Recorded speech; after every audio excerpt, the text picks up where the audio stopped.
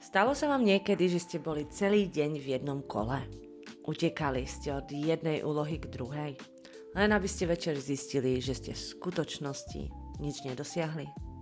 Toto je najnebezpečnejšia pasca produktivity. Hovorí sa jej výmena aktivít za výsledok.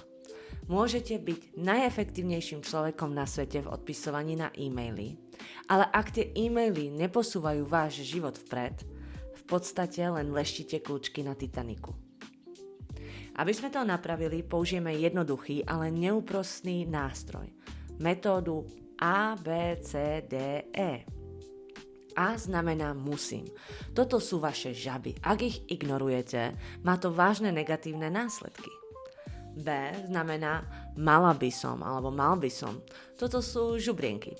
Bolo by fajn ich urobiť, ale svet sa nezrúti, ak počkajú. C znamená bolo by pekné. Káva s kamarátkou alebo obed.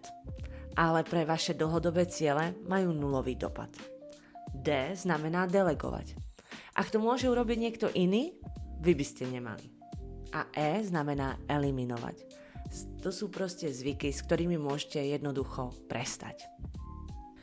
Možno si teraz myslíte, všetko vo vašom živote je dôležité. Nemôžete sa celý deň sústrediť len na jednu veľkú žabu a ignorovať rodinu. Ak je vašim cieľom naučiť sa nový jazyk, nebudete sa učiť 24 hodín denne a pritom nezabudnete uvariť deťom večeru.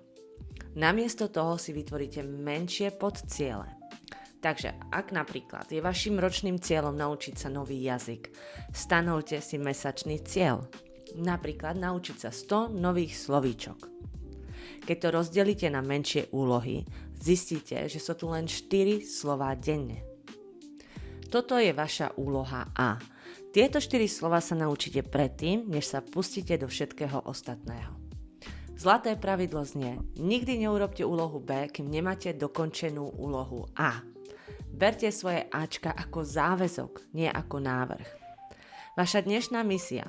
Oznamkujte svoj zoznam, nájdite svoju úlohu A a zjedzte tú žabu ako prvú.